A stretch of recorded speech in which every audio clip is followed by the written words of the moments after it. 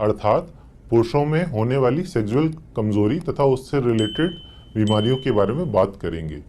हमारी सोसाइटी में sexual activity को बहुत ही टैबू की तरह देखा जाता है तथा इसके बारे में बात करना भी बहुत ही सुलझ नहीं होता है। मेल सेक्सुअल डिस्फंक्शन में जो मोस्ट कॉमन परेशानी है वो पहली है प्रीमेच्योर इजैकुलेशन, जिसमें सेक्स के दौरान सीमेन का डिस्चार्ज बहुत ही जल्दी हो जाता है।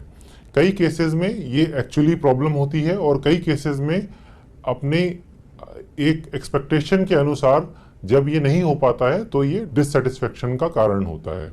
डिससेटिस्फेक्शन मेल पार्टनर और साथ में फीमेल पार्टनर दोनों को हो सकता है तथा कई बार ये डिससेटिस्फेक्शन केवल एक पार्टनर को हो सकता है। एज सच प्रीमेच्योर इजैकुलेशन का साइंटिफिक डेफिनेशन में लेस देन 1 मिनट की ड्यूरेशन मानी जाती है, लेकिन जिन मरीजों को पहले नॉर्मली जो समय लगता था अगर उससे काफ़ी कम समय लगता है डिस्चार्ज होने में तो ये एक पैथोलॉजिकल कंडीशन हो सकती है।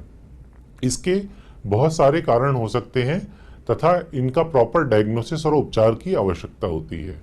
प्रीमेच्योर इजैकुलेशन पूर्णतः क्योरेबल कंडीशन है, इसके लिए आपको अपने यूरोलॉजिस्ट करना चाहिए। नेक्स्ट जो कॉमन कंडीशन मेल सेक्सुअलिटी से रिलेटेड है वो है इरेक्टाइल। के दौरान पेनिस में सही तनाव उत्पन्न नहीं हो पाता है। ये तनाव कई केसेस में नॉर्मल से कम होता है या फिर कभी कभी बिल्कुल भी तनाव ना आ पाना भी ऐसी स्थिति भी हो सकती है। कई मरीज जिनको हाइपरटेंशन और डायबिटीज की परेशानी है उनमें ये सिम्टम्स जल्दी उत्पन्न होते हैं, अतः इनका सही समय पर डायग्नोसिस और उपचार की आवश्यकता होती है। यार हम सेक्सुअल एक्टिविटी को इग्नोर करते हैं, लेकिन ये शरीर के फंक्शन के लिए एक बहुत ही इम्पॉर्टेंट फंक्शन है। इसको हम छोटे से एग्जाम्पल से समझेंगे कि पेनिस की ब्लड सप्लाई करने वाली आर्टरी बहुत पतली होती है। अगर किसी व्यक्ति को 40 साल की उम्र में इरेक्टाइल डिस्फंक्शन हो रहा है जो कि आर्टरी में संकुचन या ब्लॉकेज की वजह से है, ऐसा देखा गया है इन मरीजों को अगले 10 साल में हार्ट की परेशानी होने का बहुत अत्यधिक रिस्क होता है, क्योंकि पेनिस की आर्टरीज पतली होती हैं तो ये जल्दी ब्लॉक हो जाती हैं जो कि सेक्सुअल प्रस्तुत करती हैं।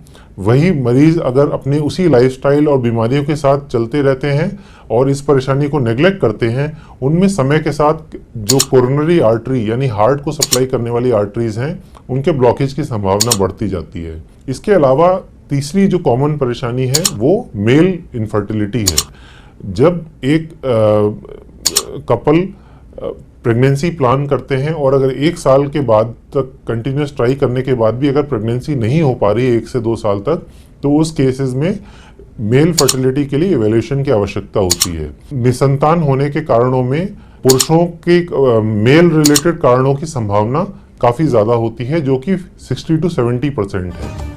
तो मेल फैक्टर इनफर्टिलिटी के लिए प्रॉपर डायग्नोसिस और इवैल्यूएशन की आवश्यकता है। अर्ली स्टेज में इसको ट्रीट किया जा सकता है और करेक्शन के बाद नॉर्मल प्रेगनेंसी की संभावना होती है।